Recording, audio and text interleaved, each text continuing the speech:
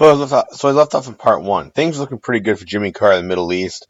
There were peace in Israel. They got on with other countries, and everything goes to crap in Iran. This man here is the Ayatollah Khomeini. He was a very conservative religious leader in Iran. He led a revolution against the Shah. Now, the Shah was a U.S. installed dictator from the 50s. Now, remember, that's when the U.S. went in the CIA, led a revolution, made sure that uh, Iran stayed on our side. Now, one thing that Jimmy Carter had allowed is he'd allowed the Shah to come to the United States for cancer treatment at the Mayo Clinic up in Minnesota. And so while the Shah was gone, the Ayatollah led this religious group in overthrow of the country. They became a very, very strict religious country, sticking to very, very conservative Muslim traditions. And a lot of people in that country were very, very angry about the United States involving themselves in Iranian politics in the first place because we had overthrown the government there, changed everything, and people were not very, very happy about it. And so the bunch of students who seized the U.S. embassy, kind of our land that's there, and captured 52 American hostages. Now, those hostages were held for 444 days. Now, Carter had to try everything. I mean, he tried economic threats. He tried a rescue mission that failed miserably, where helicopters and planes crashed in the desert. Um, and almost all the efforts failed. In fact, hear the movie Argo, featuring Ben Affleck. That was about this whole deal in terms of trying to help the hostages and help people get out of the country. This whole thing didn't blow over, in fact, until Carter was, was pushed out of office by Ronald Reagan. And that's to go the 80s. Now, as things get worse here as well, as things get worse in 1979, Afghanistan, which we know about current war happening there, was actually invaded by the Soviet Union. And so it kind of stopped this whole period of detente and things start flaring up again in the Cold War. And kind of so that everything's starting to kind of come back to the way that things were back in the 60s. And so we start, as all these problems are happening, very end of the 70s, we see a new president come around, it'd be Ronald Reagan, and we see a new modern kind of conservative, not as out there, more traditional kind of movement in the United States and in government in the 1980s. So here's Ronald Reagan. He was born in Illinois, and he was later on governor of California. And his job was an actor. I mean, he was an actor for his career. He was in a lot of movies. His most famous role was playing in a movie called Newt Rockne All American about the famous Notre Dame football coach, where he played a guy called the Gipper, and then go win one for the Gipper. And he used that a lot in his speeches. Later on in the 50s, he became pretty conservative when all the communist threats were in the movie industry. And HUAC was doing the Hollywood 10 and all those things in Hollywood about the communist threat in the Cold War. And so he switched to become a Republican in the 50s era. And so the 1980 election, with all the stuff going on, with the hostage factor happening, Iraq, with the stagflation going on, with the war in Afghanistan starting up, the first war in Afghanistan starting up, the oil crisis happening, all these things are going on, all right? And there's a presidential election. And you have to make the choice here, that says in the paper, between Ronald Reagan and Jimmy Carter. Very, very different guys, okay? Older guy, California, very conservative, younger man from the South, Hollywood the government outsider who's not, very well connected. And so in the end, we kind of see the election here is that Reagan wins in pretty much a landslide. We're talking, there's only 4 states that Carter actually carries. His home state, Minnesota, of Georgia, Minnesota, West Virginia, and Maryland. And the rest are all carried by, I lied 5, 6 states, I lied, whatever.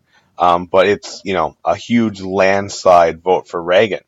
And he's going to he just basically promises to restore America's place in the world. We're going to make America good again. And so trying to find his questions that is really kind of funny. Worst president ever. At the time, Jimmy Carter was called the worst president ever. He gets kind of a bad rap in his presidency. After he leaves president, he actually wins Nobel Peace Prize for his work with Habitat for Humanity, helping people in other countries and the United States, especially people in poverty, and does a lot of great things with that. So he kind of gets a bad rap, though, right at the end of his presidential career.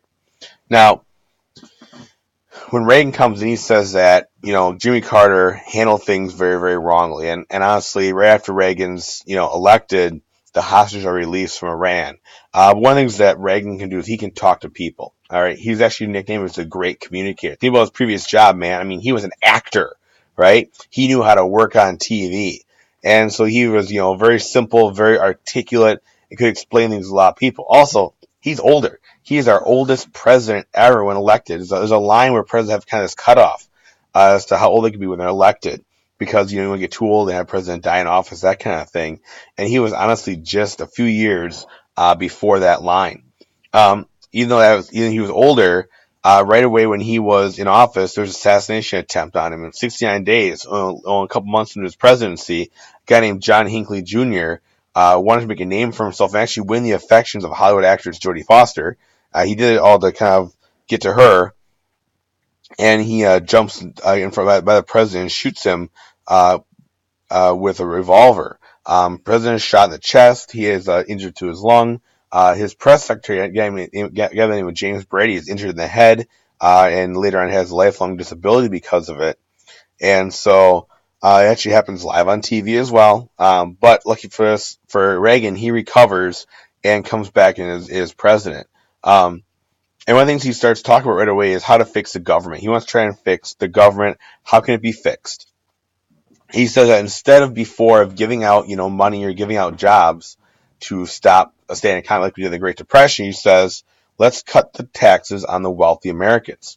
He said, what we're going to do is the kind of idea is trickle down economics, what kind of is. We'll talk about this more in class if we need to. I explain to you if you need to more in class. But he says, let's put more money in the hands of business. Okay, they're going to invest more money in the businesses. Okay, and the rich people. And so they're going to invest more in their businesses. By investing more, they're going to make new products, create new jobs, and lead to industrial growth. And then people on the lower level, the workers, will get more money then. And then they'll start buying stuff and start kickstart the whole thing. Instead of a buyer getting more money from a job, let's give the businesses more money to make stuff. Okay? And so just kind of looking at how my arrows didn't really line up here very well.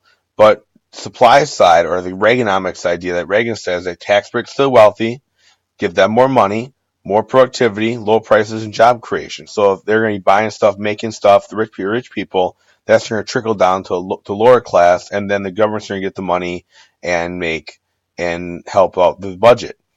Usually liberals go the called demand side of Keynesian. This is what FDR did. He said, give tax breaks and money to the lower classes, be high productivity than job creation, and get money that way. But Reagan goes with this, kind of basically making tax breaks to the rich versus tax breaks to the middle and lower class. And that's his kind of plan to fix the economy. For most part, it works. I mean, he also wants to try and limit government, so he kind of takes away some of the public service jobs in the government. Limits federal unemployment things, a lot of things that Johnson had done great study and kind of lower those things down a little bit.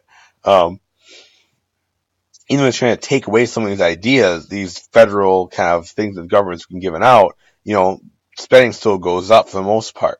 One of the reason spending goes up so high is that because of Soviet Union and all these renewed Cold War tensions, the big military buildup in the 80s.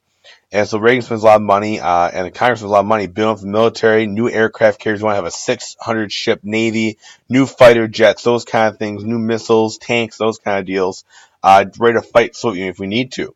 One of the most famous programs was called the SDI, or better known by a cooler name as Star Wars. A system of satellites to track missiles and track planes, and possibly even use laser beams, those kind of things, to shoot down these missiles that might be flying over the place. Afghanistan did play a role in this whole idea. As Afghans fought the Soviet Union, the U.S. actually convinced, Saudi Arabia and to people who moved there to Afghanistan, called the Mujahideen, led by a guy named Osama bin Laden. And the U.S. actually gave weapons and support to the Mujahideen who are fighting against the Soviet Union. So we're actually giving guns and missiles and money to Osama bin Laden to fight against the Soviet Union in the early 80s. One kind of programs that we ran with. And Reagan being a Cold Warrior, he actually came out in a speech and called the Soviet Union the evil empire and said, you're an evil empire. He told, at the time, the guy named Gorbachev, who was in charge of the Soviet Union, he said, tear down this wall and let's make things work. And he fought the little Cold War issues in Lebanon and Libya, the small island of Grenada and El Salvador and Nicaragua, for the Contra rebels. So, I mean, there are all these different little Cold War engagements that U.S. involved in the 1980s. And the biggest scandal would probably be called the Iran-Contra scandal, where the U.S. actually sold weapons to Iran to get U.S. hostages out of Lebanon, Lebanon being in the Middle East as well. So there are U.S. military hostages being held in Lebanon. As part of this, the U.S. sold weapons to Iran to get people out of Lebanon, and then they also financed a revolutionary group in Nicaragua who was fighting against a communist group there. So in Nicaragua, in South America, in Central America, there was a group called the Sandinistas who were trying to be communist, and we fought with the Contras who were trying to keep things not communist. And the thing is that this whole deal of selling weapons and guns back and forth was illegal because USA can't do that. Also, Iran counted as a terrorist state. Just a few years earlier, they had been holding hostages there, so they're called a terrorist state, and so the U.S. couldn't do that. Essentially, we see people lying to the press and all that kind of stuff. There's a guy named Oliver North, a colonel, who ends up taking all the rap for the Iran-Contra scandal. One of those things again where the U.S. kind of looks bad at the government doing not so good things. You kind of start seeing recession slowing. You see things start growing. The stock market starts booming, and the 80s was times when things looked like they're booming again, kind of like 1920s almost. And even as spending increased and the stock market grew up, all that kind of stuff, we still see the national debt grow from $909 billion to $3.2 trillion by 1990, with that military spending, those kind of things going on. You see a lot of foreclosures on farms in the 1980s, and people moving to the cities. You see in a lot of cities, you see a big manufacturing shift from, metal and textile factories in like Milwaukee and Chicago and Gary, Indiana, and Cleveland, Detroit. They start going overseas to China, Asia, and Mexico. And so you start seeing, a lot of unemployment and the manufacturing jobs leave. You start seeing what we call the Rust Belt cities get started. But while those jobs are leaving, you start seeing jobs like McDonald's and Taco Bell and service jobs become very, very popular. I mean, the wealthy people really, really flourished in the 80s. I mean, if you were rich, you were doing great. If you were poor, you weren't doing so hot. So it really kind of compares to the 20s in that way. One of the events that people remember in the 80s is the Space Shuttle Challenger exploded. The Space Shuttle being the reusable spacecraft, and one of the time we were the first woman on flight in 1986, and the shuttle exploded due to a malfunction, and it happened live on TV. In fact, my mother remembers watching that. I think she was, hanging with me when I was about a year old. So, in the 80s, you see a lot of things change in the 80s. All right, a couple things change here. You start seeing new TV shows. Start seeing a female lead with Roseanne Barr on the show Roseanne, African American with Bill Cosby and the Cosby Show. You start seeing cable TV and MTV and CNN. All those things really change that way. It can be more media based. You start seeing personal computers in homes. Yes, that was a computer back in the 80s. Okay, you start seeing cassette tapes and home video games. Start seeing portable phones. That is your cell phone in the 80s, ladies and gentlemen. The bag phone. Very, very classy type thing. So you're seeing this change shift to the kind of technology age as well.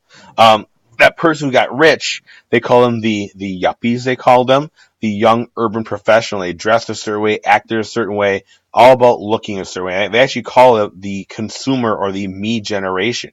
You had to have the Gucci briefcase and the squash racket and the Rolex watch and all those kind of things. You had to have all certain kind of things to make sure you look good. It's all about spending, looking the part. Once again, just like the 80s, just like the 20s, excuse me. By the 90s, Republican control of presidency had happened. After defeating Iraq, there's a war in Iraq we'll talk about. George H.W. Bush becomes president in 1988. He was Ronald Reagan's vice president. So he's a president in 88. He says no new taxes. Make sure that, as part of his election campaign. And instead, taxes went up.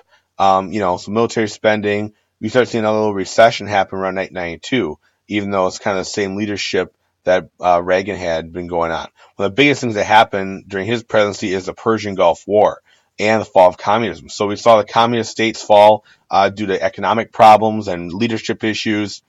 The Berlin Wall comes down in 1989, falls by 1990, and the Communist Party is dissolved. And so the Soviet Union is gone, becomes a Russian Federation, a federation of Commonwealth states. Here's the fall of the wall, and Boris Yeltsin is that first president of the new Russia. And he kind of becomes a big figure in the 1990s that way. We're going to stop for part 2, guys, and we'll finish up with part 3 after this. Thanks a lot.